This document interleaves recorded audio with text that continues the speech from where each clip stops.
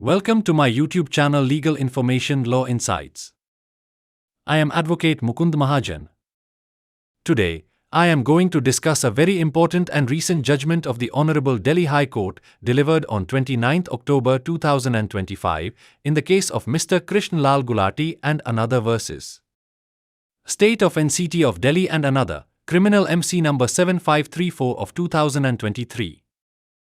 This judgment answers a crucial question under corporate and criminal law. What happens to check bounce cases when the complainant company itself ceases to exist? The Honorable Court has categorically held that once a company ceases to exist, all its acts become void, and any check bounce case filed by such a struck-off company is not maintainable. 1. Background of the case. A complaint under Section 138 of the Negotiable Instruments Act 1881 was filed by Messrs. Raghav Aditya Chits Private Limited against Messrs. Space Services, India, Private Limited and its directors, including Mr. Krishan Lal Gulati. The allegations were that the accused company had issued checks towards repayment of a chit liability, which were dishonored upon presentation. Accordingly, criminal proceedings were initiated before the Metropolitan Magistrate for check dishonor. However, during the pendency of the trial, it came to light that the complainant company, Messrs. Raghav Aditya Chits Private Limited, had already been struck off from the records of the Registrar of Companies under Section 248 of the Companies Act, 2013.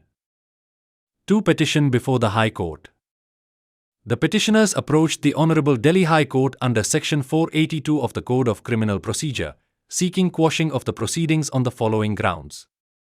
1. The complainant company had already ceased to exist and therefore lacked legal capacity to prosecute. 2. Once a company is struck off, it loses its juristic personality.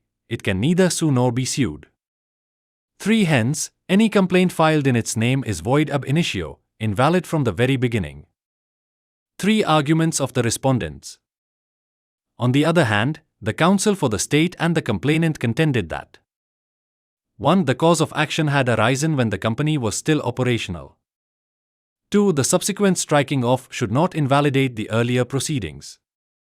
3. Striking off does not automatically terminate pending criminal proceedings, and therefore, the complaint should continue. 4. Observations of the Delhi High Court. The Honorable Court examined the matter in light of Sections 248 and 250 of the Companies Act, 2013, and Sections 138 and 141 of the Negotiable Instruments Act, 1881. After analyzing the legal position, the Court made the following observations. 1. Upon striking off, a company ceases to exist as a legal entity. 2. It can neither initiate nor continue any legal proceedings since it loses its legal personality. 3. The authorized signatory or director of such a non-existent company cannot represent or pursue the complaint. 4. Any proceedings filed by a struck-off company are non-est, meaning null and void in the eyes of law. The Court further clarified that once a company is dissolved or struck off, all its acts, including complaints, become void, unless the company is first restored under Section 252 of the Companies Act, 2013. 5. Court's decision.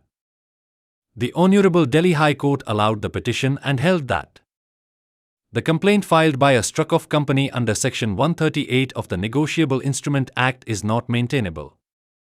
Such proceedings are void ab initio, since the complainant company did not legally exist at the time of prosecution. Accordingly, the Court quashed the criminal proceedings pending before the trial court. However, the Court clarified that if the company is later restored to the Register of Companies by an order under Section 252, the complainant may seek revival of the case. 6. Legal principles reinforced.